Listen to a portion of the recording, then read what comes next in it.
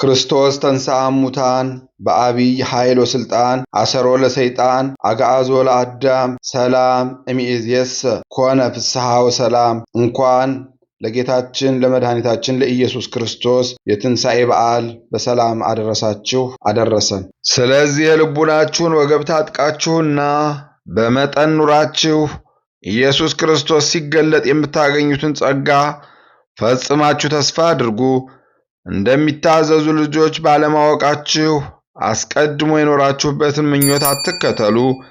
ዳሩ ግን እኔ ቅዱስ ነኝና ቅዱሳን ሁኑ ተብሎ ስለተጻፈ የጠራችሁ ቅዱስ እንደሆነ እናንተ ደግሞ በኑሯችሁ ሁሉ ቅዱሳን ሁኑ።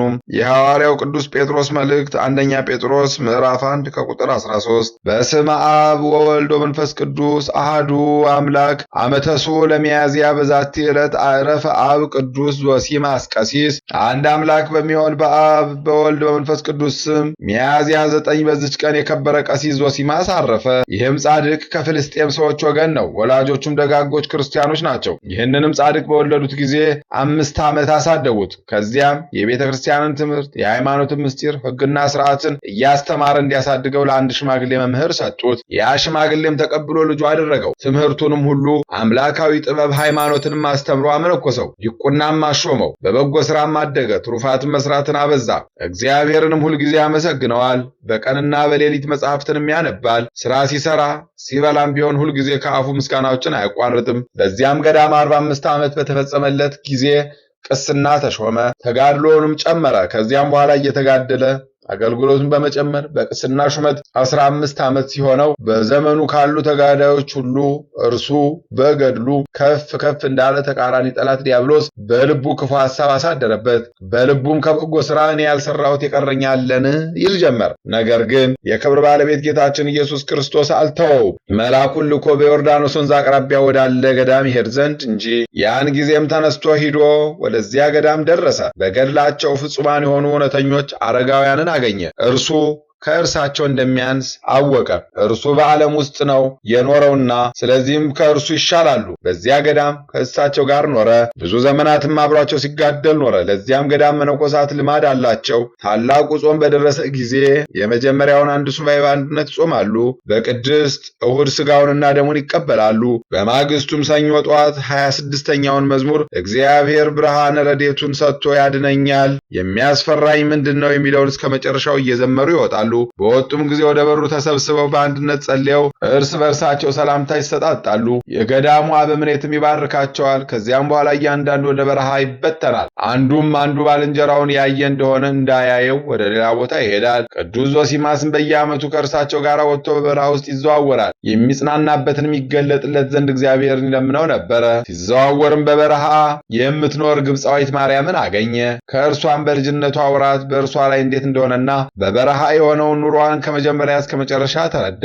ከዚያም በኋላ በሁለተኛው ዓመት ሥጋውንና ደሙን ያመጣላት ዘንድ ፈለገች። እንዳለችውም አደረገላት። ለዚህም ጻድቅ ብሔረ ብፁዓን ይገባ ዘንድ ተገባው። እርሱም ገድላቸውን ጻፈ። ሥራቸውንም ጽድቃቸውንም ገለጠ። 93 ዓመት የሚሆነው መላ ዕድሜውን በተፈጸመለት ጊዜ በሰላም አረፈ። ለእግዚአብሔር ምስጋና ይሁን፣ በረከቱም ከእኛ ጋር ለዘላለሙ ትኑር አሜን። በዚች ዕለት የ10 ወር ሕፃን የሆነ የኤስድሮስ ማኅበር የብሔረ ብፁዓን ጻድቃን በሰማዕትነት አረፉ። በረከታቸው ከእኛ ጋር ለዘላለሙ ትኑር አሜን። በዚች ቀን በእስክንድርያ ሊቀ ጳጳሳት በአባ ሱቱንዮ እጅ ታላቅ ምልክት ታየ። ይኸውም የከበረች የጌታን ጾም ከመነኮሳት ጋር ይጾሙ ዘንድ ወደ አስቄጥስ ገዳም ወደ አባ መቃርስ ገዳም ወጣ።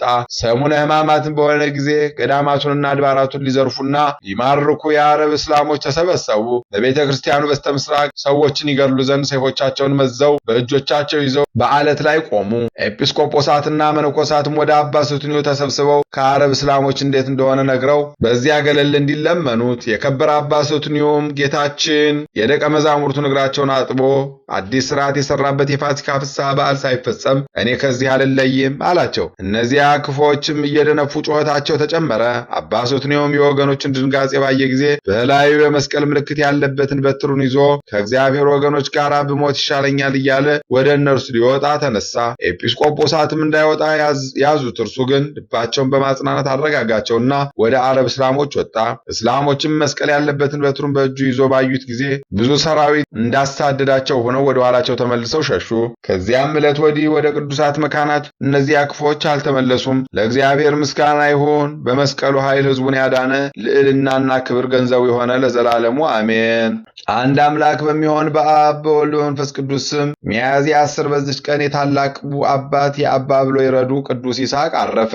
ምስጋና ይሁን ለአብ ለወልድ ለመንፈስ ቅዱስ አንድ አምላክ በሚሆን ዛሬም ዘወትርም ለዘላለሙ አሜን። በሚያዝያ 9 ቀን የሚከበሩ ዓመታዊ የቅዱሳን በዓላት ቅዱሳን የብሔረ ብፁዓን ጻድቃን አቡነ እስትንፋሰ ክርስቶስ ጻድቅ ኢትዮጵያዊ፣ ቅዱስ ዞሲማስ ገዳማዊ ብሔረ ብፁዓንን ያየና ዜናቸውን የጻፈ አባት፣ ቅዱስ ኤስድሮስ ሕፃን ሰማዕት ገና በ10 ወር ዕድሜው ሰማዕት የሆነ አባ ሱትንዮ ሊቀ ጳጳሳት።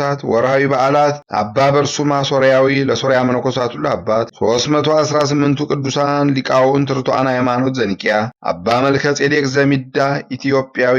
ስለዚህ የልቡናችሁን ወገብ ታጥቃችሁና በመጠን ኑራችሁ ኢየሱስ ክርስቶስ ሲገለጽ የምታገኙትን ጸጋ ፈጽማችሁ ተስፋ አድርጉ። እንደሚታዘዙ ልጆች ባለማወቃችሁ አስቀድሞ የኖራችሁበት ምኞት አትከተሉ። ዳሩ ግን እኔ ቅዱስ ነኝና ቅዱሳን ሁኑ ተብሎ ስለተጻፈ የጠራችሁ ቅዱስ እንደሆነ እናንተ ደግሞ በኑራችሁ ሁሉ ቅዱሳን ሁኑ። የሐዋርያው ቅዱስ ጴጥሮስ መልእክት አንደኛ ጴጥሮስ ምዕራፍ 1 ከቁጥር 13።